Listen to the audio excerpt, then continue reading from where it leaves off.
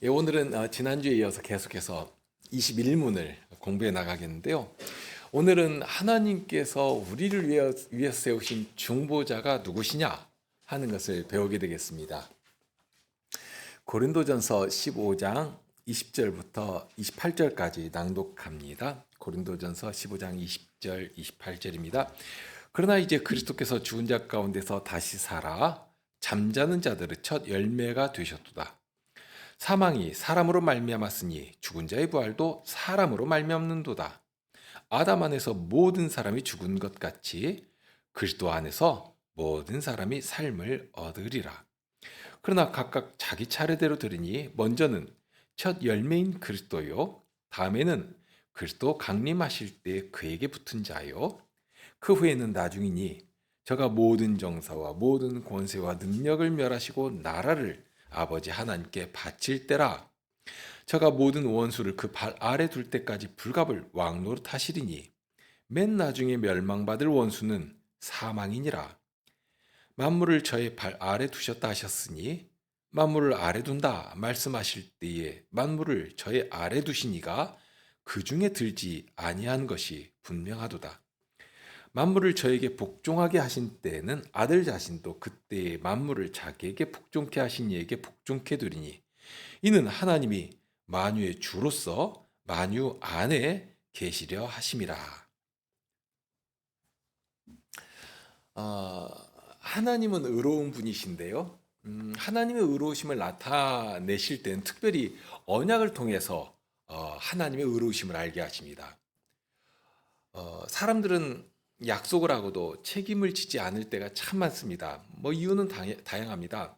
상황에 따라서 또는 이익에 따라서 사람의 마음이 이리저리 변하기도 하고요. 더욱이는 지키고 싶어도 능력이 없어가지고 하지 못하는 경우도 참 많습니다. 뭐 불가항력적인 일이 생기기도 하고요. 또는 그러니 마음과는 달리 어기는 일도 많습니다. 그만큼 사람은 무능한 존재이기도 할 것입니다. 하지만 하나님은 그렇지 않으십니다. 바로 여기에서 하나님의 신실하심이 나오는데요. 신실하시다 하는 뜻은 변함이 없다 하는 의미입니다.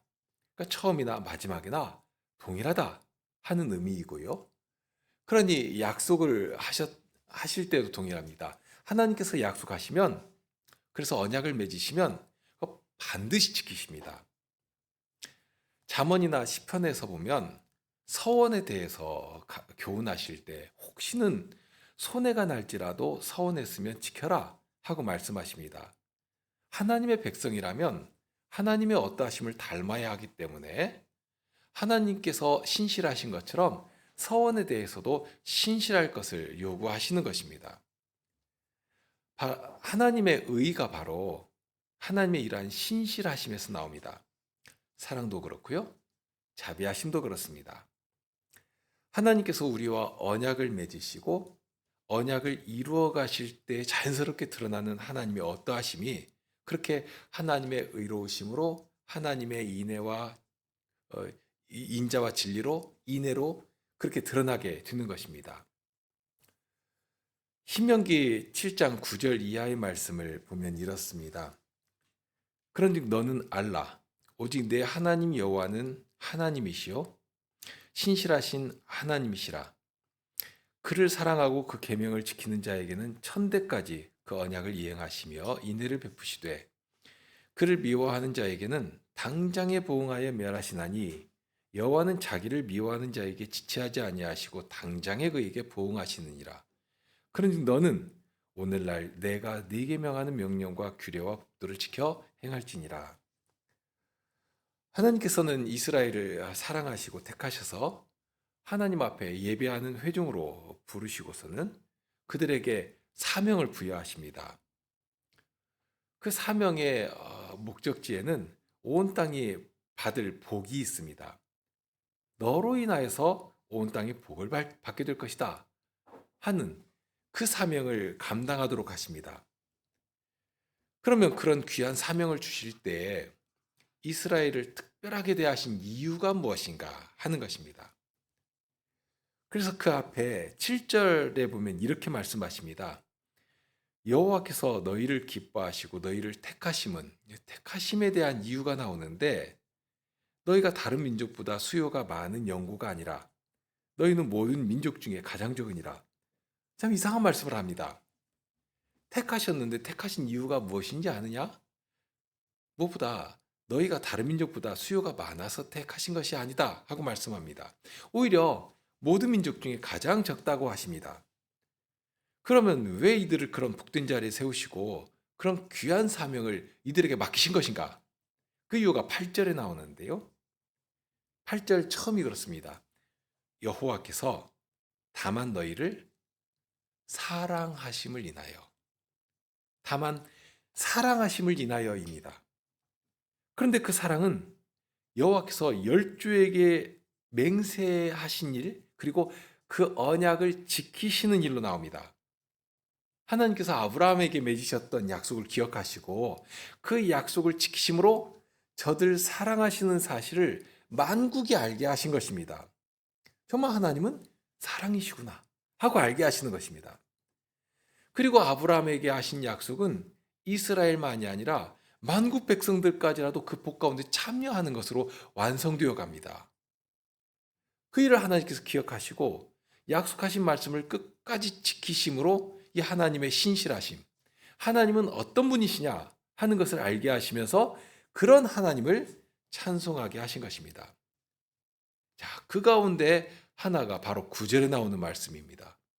하나님은 신실하시기 때문에. 하나님은 신실하시니까 그러니까 너희도 언약에 신실해라 하시는 것입니다. 당신이 신실하신 만큼 하나님의 백성들도 신실하기를 바라시는 것입니다. 너무 당연하지 않습니까? 자녀에게 그 닮아가기를 바라는 거, 이거 부모의 심정일 것이고 더군다나 의롭고 완전하시고 사랑이 가득하신 하나님께서 하나님의 백성들이 하나님 닮아가는 것을 얼마나 기대하시겠습니까? 실은 그게 자랑거리고요. 자, 그래서 하나님께서는 그들에게 이런 말씀도 하십니다. 자, 그래. 하나님을 닮아서 신실함으로 말미암아 하나님의 계명을 지킨다면 그 지키는 자에게는 천대까지 은혜를 베풀겠다 하고 약속하십니다. 하나님의 사랑을 천대까지 베풀겠다. 그런데 만일 그 언약을 지키지 않는다면 어떻게 되는가? 하나님의 계명을 미워하는 자들에게는 보응하시되 즉시 보응하시며 미워하신다고 하십니다. 하나님의 계명을 미워하면 하나님께서도 저들을 미워하시는 것입니다. 사무엘상 2장 30절의 말씀을 잘 아십니다. 엘리 집안에 대한 경고를 하시면서 하신 말씀인데요. 그러므로 이스라엘의 하나님 나 여호와가 말하노라. 내가 전에 네 집과 네 조상의 집이 내 앞에 영영히 행하리라 하였으나 이제 나 여호와가 말하노니 결단코 그렇게 아니하리라. 나를 존중히 여기는 자를 내가 존중히 여기고 나를 멸시하는 자를 내가 경멸히 여기리라. 여기 모세를 통해서 하신 동일한 말씀을 하시지 않습니까? 여호와를 존중히 여기는 자를 여호와께서 존중히 여기시는 것이고요. 반대로 여호와를 멸시하면 어떻게 되는가? 여호와께서 그를 경멸히 여기실 것이다 하고 말씀하십니다. 그리고 여호와를 존중히 여기거나 또는 여호와를 멸시하는 일은 다른 것으로 나오는 것 아닙니다. 하나님의 말씀, 그 언약의 말씀을 어떻게 대하는가 하는 일로 나옵니다. 하나님께서 우리와 맺으신 언약을 이루시기 위해서 그 언약 하나를 지키시기 위해서 어떤 일까지 행하신 것인지 우리는 알고 있지 않습니까? 유일하신 아드님을 아낌없이 내어주시기까지 우리를 사랑하시며 그 말씀을 지키신 것인데요. 아드님까지 아낌없이 내어주실 만큼 그렇게 신실하심을 나타내셨는데 그런 여호와를 멸시한다면, 그래서 여호와께서 만일 그런 자를 경멸히 여기신다면 거미 앞에 누가 감히 설 수 있겠습니까? 어떤 민족, 어떤 나라가 감히 그 앞에 머리를 들 수가 있겠는가 하는 것입니다. 자, 하나님께서는 그렇게 먼저 사랑을 받을 만한 조건 하나를 찾을 수가 없는 그런 자들을 향해서 친히 하나님의 사랑을 나타내시고 그 사랑을 이루시기 위해서 언약을 맺으시면서 그렇게 낮은 자리로 더 낮은 자리로 내려오신 것입니다. 언약을 지키시기 위해서 그렇게 하신 것입니다. 우리가 어떤 비참한 자리에 떨어진 사실을 아시기 때문에 우리보다 하나님은 더 잘 아시거든요.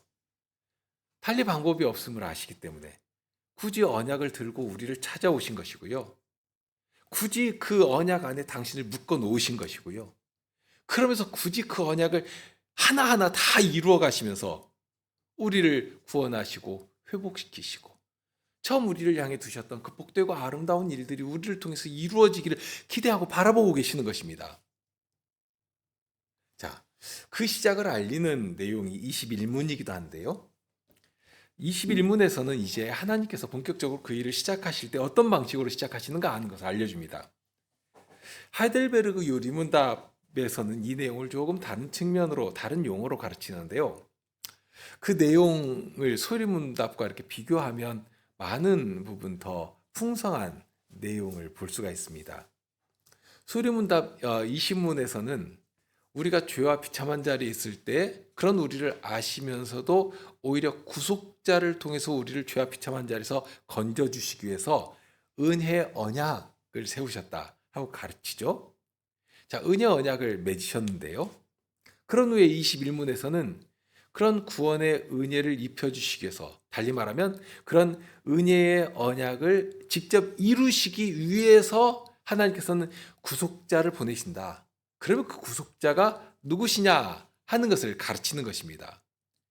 그러니까 우리에게 보내주시는 그 구속자만이 우리의 유일한 구원이시고, 그런데 그분을 믿어야지만 우리가 그 죄와 비참한 자리에서 건진받을 수 있으니까 하나님께서 내신 새롭고 산 길이거든요. 유일한 길이거든요.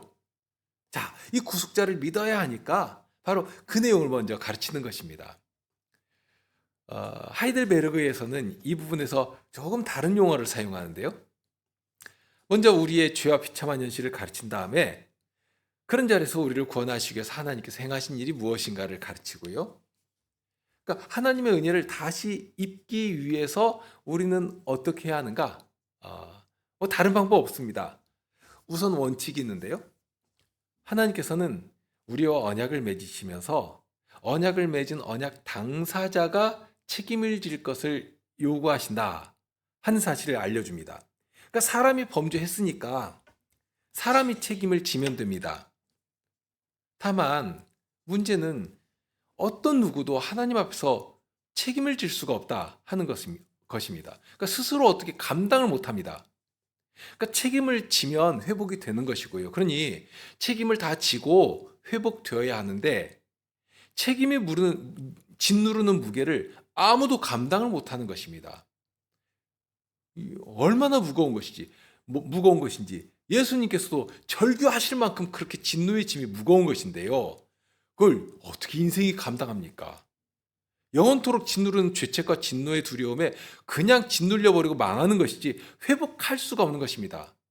자, 그러니 이런 현실 앞에서 어떻게 해야 하겠는가 하는 것이죠. 사람으로서는 아무 소망이 없다. 불가능하다. 이거 절망이다. 바로 거기에 유일하신 소망의 빛을 착 비춰주시는 것입니다. 여기 길이 있다. 얼마나 반갑습니까? 그런 때. 자, 처음 범죄했던 에덴 동산의 장면으로 한번 가보시죠. 하나님께서는 아담과 언약을 맺으실 때 아담과만 언약을 맺으신 것이 아닙니다. 자, 이 원칙은, 이 대표성의 원칙은 후에 아브라함과 맺으신 아브라함과 언약을 맺으실 때에도 동일하게 적용되고요. 그러니까 하나님께서는 아담을 온 인류의 대표자로 세워놓으신 다음에 그와 언약을 맺으신 것입니다. 그런데 하나님은 영원하신 하나님 아니십니까? 영원한 하나님이시고, 그러니 분명 대표로 거기에는 아담만 서 있었지만 하나님의 영원성 안에서 아담 안에 있는, 아담 옆구리에 있는 모든 후손들을 다 보시면서 그 후손들과 함께 언약을 맺으신 것입니다. 약간 유사한 것이 무슨 단체에서 선서를 할 때 다 단상에 나가가지고 선서하는 것이 아니지 않습니까? 대표만 딱 한 사람 세워서 선서를 하고, 그럼 그 뒤에 도열에 서 있는 사람 모두가 다 그 선서에 참여하게 되는 것인데요. 약간 유사한 부분이 있습니다. 그렇게 아담을 대표로 아담과 언약을 맺으셨지만 아담 안에서 모든 인생이 언약의 당사자가 되어서 그런 방식으로 언약을 맺으신 것입니다. 그런데 그런 아담이 언약을 어기고 범죄한 것입니다. 그러니 아담만이 아니라 아담 안에 있었던 아담에 속한 모든 인생이 언약의 저주 가운데로 떨어지게 되었습니다. 자, 바로 여기인데요. 여기 놀랍게도 이 대표성의 원칙이 우리의 구원의 큰 원칙이 되게 됩니다. 그러니까 첫사람 아담 안에서 우리 모두가 죄인 된 것처럼 하나님께서 보내신 둘째 아담이신 예수 그리스도 안에서 우리 모두가 의롭도록 만드시는 새로운 일을 시작하신 것입니다. 자, 오늘 읽은 말씀에 나오는데요. 고린도전서 15장 20절 이하이죠. 다시 읽겠습니다. 그러나 이제 그리스도께서 죽은 자 가운데서 다시 살아 잠자는 자들의 첫 열매가 되셨도다. 사망이 사람으로 말미암았으니 죽은 자의 부활도 사람으로 말미암는도다. 아담 안에서 모든 사람이 죽은 것 같이 그리스도 안에서 모든 사람이 삶을 얻으리라. 자, 우리가 첫사람 안에서 다 죄인이 되어버렸습니다. 그런데 바로 그 사실이 역설적이게도 하나님께서 새로 세우신 이 둘째 아담이신 그리고 마지막 아담이신 이 그리스도 안에서 우리가 의롭게 되고 영원한 생명을 얻는 큰 원칙이 되게 되었습니다. 이 땅에 오신 사람으로 오신 이 예수님으로 인해서 우리 모두가 의롭게 되고 다시 살아서 아담에게 바라셨던 영광스럽고 거룩한 그 사역이 우리를 통해서 다시 회복되고 이루어질 수 있도록 그런 자격을 다시 회복하고 얻게 해 주신 것입니다. 그렇기 때문에 하나님께서는 에덴 동산에서 그 첫사람 아담이 실패한 그 자리에 찾아가셔서 친히 언약을 들고 찾아가셔서 언약을 맺으시면서 바로 이 새로운 구원의 역사를 본격적으로 아예 처음부터 시작해 버리신 것이죠.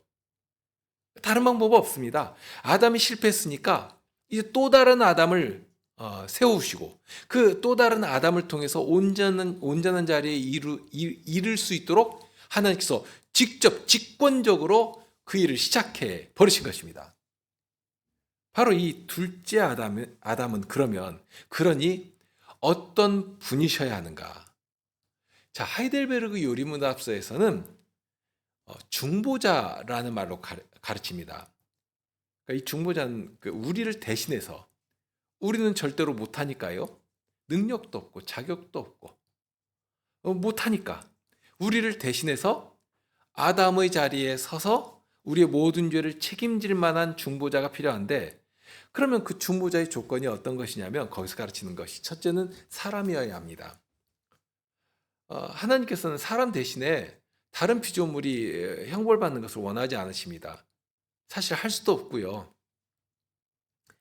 그러면서 둘째로는 하나님의 영원한 진노의 짐을 능히 감당할 수 있는 그런 분이셔야 합니다.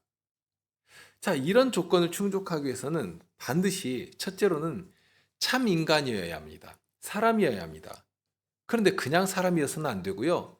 죄가 없어야 합니다. 의인이어야 합니다. 죄인이면 자기 죄에 대한 책임만 져도 스스로 감당할 수 없이 망할 것인데요. 그러면 안 되지 않습니까? 그러니 분명 사람인데 동시에 의인이어야 하겠다 하는 것입니다. 그러면서 둘째로는 그냥 사람으로는 안 되고 하나님의 영원한 진노의 짐을 감당하기 위해서는 모든 피조물보다 능력이 뛰어나야 합니다. 모든 피조물보다 능력이 뛰어난 그런 분은 하나님 한 분밖에 없습니다. 하나님께서는 사람을 하나님의 버금가는 존재로 지으셨지 않습니까? 그러니까 쉽게 말하면 하나님 아래 사람보다 높은 존재는 없습니다. 아무도 없어요. 그런데 어떤 저기 밑에 있는 벌레 하나 딱 잡아다가 사람 대신에 이 벌레가 죄를 감당하도록 만들면 어떻습니까? 한다면 그게 말이 성립이 안 되지 않습니까? 적어도 사람보다 뛰어난 존재여야 되는데. 그러니까 피조물로서는 사람보다 높은 존재, 사람 앞서서 하나님 앞에서 우리의 죄를 대신할 존재가 아무것도 없다는 것입니다. 천사도 안 됩니다. 천사도 어림없는 것입니다. 주의 백성들을 섬기라고 보내신 종 아닙니까? 그러니 하나님 앞에서 사람을 대신할 아무런 존재가 없다. 그러니 그 일을 할 분은 하나님 외에는 남지 않게 되었습니다. 하나님밖에 없습니다. 그러니 하나님께서 이 중보의 직분을 친히 짊어지신 것입니다. 달리 들 수가 없으니까. 그만큼 우리를 사랑하신 것이고요. 바로 이제 그러한 중보의 직분자를 소위문답 21문에서는 구속자라는 말로 가르칩니다. 그래서 21문에 이제 구속자를 가르치는데요. 자, 21문을 우리 다 함께 읽으실까요? 하나님께서 선택하신 사람들의 구속자는 누구이십니까? 하나님께서 선택하신 사람들의 구속자는 오직 주 예수 그리스도이십니다. 그분은 하나님의 영원한 아들로서 사람이 되셨고 한 위의 양성을 가지신 하나님이시고 사람이셨으며 지금도 그리고 영원토록 그러하십니다. 예, 하이델베르그 유리문답과 이렇게 합해 놓으니까 훨씬 내용이 풍부해지죠. 빈틈이 없이 꽉꽉 채워지는 느낌이 듭니다. 자, 하이델베르크에서 가르치는 그 중보자라는 말의 의미는 화해시키는 존재를 가리킵니다. 원수가 된 두 사람을 화해시키기 위해서는 이 중보자가 둘 사이에 서서 이야기를 잘 전해주고 어떤 조건을 맞춰가지고 화해를 시킬 수가 있습니다. 그런 일을 하는 사람이 중보자인데요. 이 중보자는 사람과 사람 사이에서도 그 역할을 할 수 있지만 나라와 나라가 전쟁할 때에도 두 나라가 알아서 할 일이면 전쟁이 낫겠습니까? 그런 때에 전쟁이 나면 그만한 실력 있는 다른 존재가 다른 나라가 중간에 탁 나섭니다. 그래서 전쟁이 아닌 다른 방식으로 문제를 해결할 수 있도록 어떤 조건들을 딱 맞추고 타협점을 찾아줍니다. 이런 일을 하는 것이 중보자의 역할입니다. 그런데 우리가 찾는 중보의 역할은 사람과의 문제가 아니지 않습니까? 뭐 나라와의 분쟁 정도가 아닙니다. 하나님과 맺은 언약을 파기한 일이기 때문에 하나님과 중보를 할 만한 그런 분이 중보자의 역할을 비로소 할 수가 있게 되는 것입니다. 자, 디모데전서 2장 5절 6절에서 바로 거기에 대해서 알려주시는 말씀이 있습니다. 하나님은 한 분이시요 또 하나님과 사람 사이의 중보도 한 분이시니 곧 사람이신 그리스도 예수라. 그가 모든 사람을 위하여 자기를 속전으로 주셨으니 기약이 이르면 증거할 것이라. 하나님의 신실하신 바로 이런 데서 나오는데요. 정말 얼마나 철저하게 친히 맺으신 언약을 이루어 가시는가. 아니, 문제는 사람이 하나님과 맺은 언약을 파괴하고 하나님과 원수였던 마귀와 손을 잡은 데 있지 않습니까? 하나님을 떠나서 하나님과 원수로 행한 것입니다. 그러니 사탄에게 내리시는 진노와 저주를 이 사탄과 손을 잡은 자들도 동일하게 받게 된 것입니다. 자, 사람이 그렇게 했으니 그렇게 되어야 하는데, 그런데 하나님께서는 그런 우리일지라도 여전히 우리를 아끼시고 여전히 사랑하신다 하는 것입니다. 우리를 포기하지를 못하시는 것입니다. 로마서 5장 10절 말씀에서 알려주신 비밀 있지 않습니까? 곧 우리가 원수 되었을 때에 그 아들의 죽으심으로 말미암아 하나님으로 더불어 화목되었은즉 화목된 자로서는 더욱 그의 살으심을 인하여 구원을 얻을 것이니라. 하나님께서 우리를 사랑하신 때가 언제인가? 우리가 원수였던 때입니다. 원수로 행하던 때입니다. 그런데 원수로 행하던 그때의 우리를 사랑하시고 하나님께서 친히 아들을 화목제물로 내어주시면서 우리를 죄에서 그 절망에서 그 비참에서 건져주신 것입니다. 디모데전서 2장의 말씀이 그렇습니다. 하나님께서 우리와 화목케 하는 제물로 아들을 주신 때 이 아들을 우리를 위한 중보자로 세우셨답니다. 다른 누구도 할 수 없는 일이 역할이기 때문에 친히 아드님을 성자이신 예수님을 아낌없이 내어주신 것입니다. 그러니 누구라도 이제 예수님으로 말미암아서 하나님과 화목할 수가 있게 되었습니다. 예수님께서 화목제물로 당신을 들이시고 우리의 중보자가 되시고 그렇게 되니 예수님 뒤에 숨기만 하면 예수님 안에 있기만 하면 이제 우리의 모든 죄는 다 가려지게 되었습니다. 아무도 하나님 앞에서 우리의 죄를 들먹일 수가 없게 되었습니다. 예수님께서 다 가져가셨으니까요. 다 책임지셨으니까요. 예수님께서 우리의 중보자로 계시면 누구도 우리를 송사할 수가 없게 되었습니다. 아무리 마귀가 집요하게 떠들지라도 우리 죄를 낱낱이 구하면서 적나라하게 까발린다 하더라도 예수님께서 계시면 아무 걱정이 없게 되었습니다. 디모데전서 2장 6절을 다시 보면 그가 모든 사람을 위하여 자기를 속전으로 주셨으니, 여기 속전이라는 표현 우리가 배웠지만 이것은 그냥 내는 것이 아니라 노예시장에 끌려 나와서 아주 비참하게 된 그런 처지에 있는 사람을 이렇게 풀어주기 위해서 내는 돈을 속전이라고 말합니다. 그러니까 그런 비참한 처지에 있는 우리를 건져내시기 위해서 값을 합당하게 지불하고 그 자리에서, 노예 자리에서 건져주신 것입니다. 자, 그렇게 예수님께서 속전을 주고서 우리를 풀어주셨는데요. 그런데 예수님께서 내신 속전이 뭔가 하는 것입니다. 돈 몇 푼이나 던져준 것이 아니지 않습니까? 여기 자기를 속전으로 주셨다 했습니다. 나 같은 자를 건져주시기 위해서 예수님께서 친히 우리의 속전을 주시, 당신의 생명을 내주시는 방식으로 우리를 위한 값을 다 치르신 것입니다. 자, 이렇게 예수님께서 우리를 위한 속전을 다 내주셨으니 그러니 누가 우리를 송사할 수 있겠는가? 로마서 8장 33절 이하의 말씀이 그렇죠. 누가 능히 하나님의 택하신 자들을 송사하리요? 의롭다 하신 이는 하나님이시니 누가 정죄하리요? 죽으실 뿐 아니라 다시 살아나신 이는 그리스도 예수시니 그는 하나님 우편에 계신 자요 우리를 위하여 간구하시는 자시니라. 여기 아무도 우리를 송사할 수 없다고 하시지 않습니까? 그러니까 송사라고 하면 아주 집요하게 검사가 그런 것처럼 집요하게 죄 책임을 묻는 것과 같습니다. 죄를 범했으니까 그에 합당한 판결을 내려달라는 것입니다. 사형에 해당한 죄를 지었으니까 사형을 선고해달라는 것입니다. 그런데 아무도 송사할 수가 없다고 하십니다. 왜 그런가? 예수님께서 이미 값을 다 치르셨기 때문에, 더구나 당신의 목숨을 내어주시면서 값을 치르셨기 때문이라 하고 알려줍니다.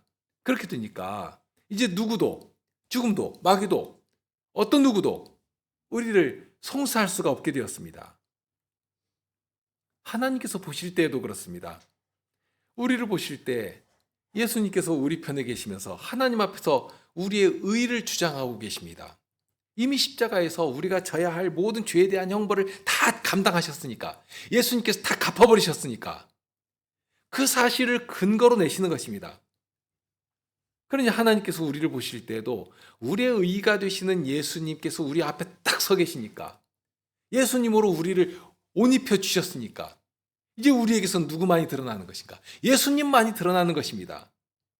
그러니 혹시라도 사탄이 와가지고 우리를 송사하려고 하면 오히려 하나님께서 원수를 향해 노를 바라시는 것입니다.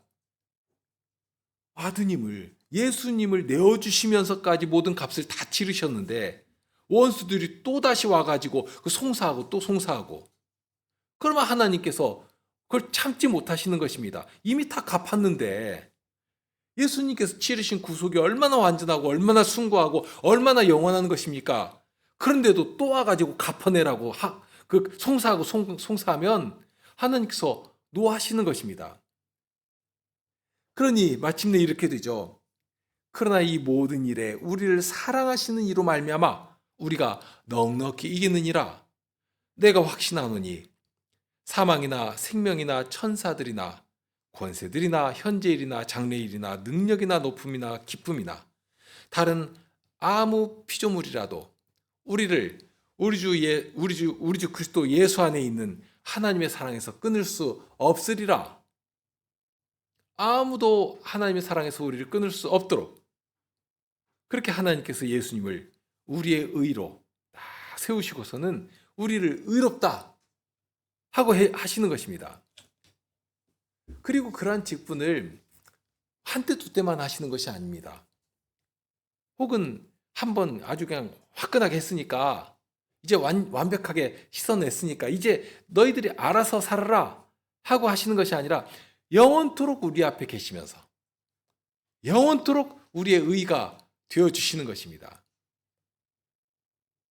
그러더니 마침내 마치 시편 23편의 말씀처럼 그렇게 우리를 대하십니다. 주께서 내 원수의 목전에서 내게 상을 베푸시고 기름으로 내 머리에 바르셨으니 내 잔이 넘치나이다. 원수의 목전에서 내게 상을 베푸시고 기름으로 내 머리에 바르시고, 그러니 얼마나 영예롭고 얼마나 복된 일이 됩니까? 지금 원수들은 나를 송사하기 위해서 하나님 앞에 왔는데 오히려 하나님 앞에서 크게 낭패를 당하는 것입니다. 우리에 대해서 예수님 안에서 아주 기쁘게 받으시고 상까지 더해 주시고 기름까지 발라주시고 얼마나 영광스럽습니까? 여기 원수들 앞에서 아닙니까? 원수들 앞에서. 원수들이 다 보는 중에 나를 송사하고 나를 저주하기 위해서 우르르 몰려왔는데, 벌떼처럼 몰려왔는데, 그런데 오히려 나에게 상을 주시고 기름으로 내 머리에 바르시고 영광의 자리에 올려주시고, 그러니 이거 말로 다 할 수 없는 영광이죠. 중보의 일도 그렇고요. 우리의 구속자는 이런 일을 능히 하시는 분이시니까 사람이 감히 이런 일을 감당할 수 있겠는가? 사람이 할 수 있다면 뭐하러 예수님께서 이 땅에 오십니까? 할 수가 없거든요. 그러니까 이 하이델베르그 요리문답에서 가르치는 것처럼 하나님의 영원한 진노의 짐을 하나님 외에, 하나님 앞에서 우리 대신 감당할 분은 예수님 외에는, 성자이신 예수님 외에는 있을 수가 없다 하는 사실을 알게 되는 것입니다. 너무나 당연하죠. 외에는 없는 것입니다. 그러니까 자칫 이런 주장들이 있을 수 있습니다. 우리가 예수 믿고 구원받는다, 믿음으로만 의롭게 된다, 그러니 우리가 믿는 것이 중요하지, 그러니까 믿으면 되는 것이지, 무슨 예수님이 하나님이 아니시면 어떻고 또는 사람이 아니시면 어떻느냐, 이렇게 말하는 사람이 있거든요. 그러나 그런 주장은 하나님의 죄에 대한 진노의 무거움을 알지 못하는 자들의 주장입니다. 하나님이 우리를 위해 예수님 위에 십자가에 달리신 그 예수님 위에 쏟으신 그 진노, 그러니까 달리 말하면 예수님께서 친히 짊어지신 그 진노의 짐이 얼마나 무겁고 두려운 것인지를 조금이라도 안다면 감히 그런 헛된 주장을 할 수가 없는 것입니다. 하나님께서는 우리를 위해 하나님의 사랑을 나타내실 때 이렇게 처음부터입니다. 창세 그 에덴 동산에서부터 그 범죄한 아담에게 범죄한 사실을 알면서도 친히 말씀을 들고 찾아가시고 그 범죄한 아담의 자리까지 내려가셔서 아담과 언약을 맺으시고, 아담은 지킬 수가 없죠, 그것을. 그럼에도 하나님께서 친히 하나씩 하나씩 이루어 가시고, 그러더니 마침내 사람이 되어서 우리 가운데 오시고, 그렇게 우리 대신 친히 모든 죄값을 치르시면서 우리의 구속자가 되신 것입니다. 이 일이 얼마나 중요한 것인가 하는 것을 알고 합당하게 성경이 가르치는 대로 고백해야 마땅합니다. 우리 시편 찬송 함께 하실까요? 시편 49편인데요. 1, 2, 3절. 시편 49편 1, 2, 3절 하시겠습니다.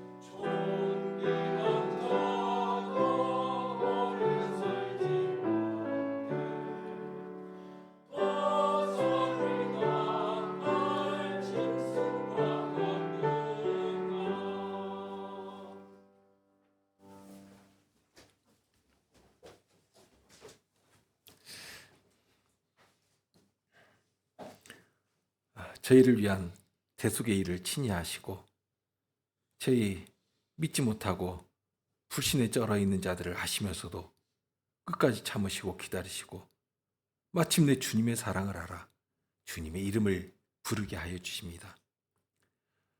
그 이름조차도 감히 부를 수 없는 자들인데 그런 자들을 사랑하시며 하나님 앞에 의로운 백성으로 거룩한 백성으로 서게 하여 주십니다. 그러니 주님, 저희가 소망하는 것이 있습니다. 그런 주님의 사랑을 알아 그 사랑에 반응하며 이제는 다시 주님을 십자가에 못 박는 그런 일을 하는 그런 자들이 되지 않는 것이옵니다. 정말 두려운 일이고 어찌하든지 저희의 이 지체까지라도 의의 병기로 드리고 거룩한 사명을 감당하는 그런 저희가 그런 교회가 되기를 소망하옵니다. 하오니 저희 마음을 지켜주옵소서. 성신님으로 함께하여 주옵소서. 늘 말씀으로 교훈하여 주옵소서.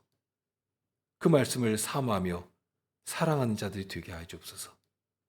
그리고 그 말씀을 따라 살아가는 그리하여 주님의 이름을 높이며 주님 나라의 일을 전하는 자랑하는 저희가 되게 하여 주옵소서. 우리 주님 예수 그리스도 이름으로 기도합나이다. 아멘.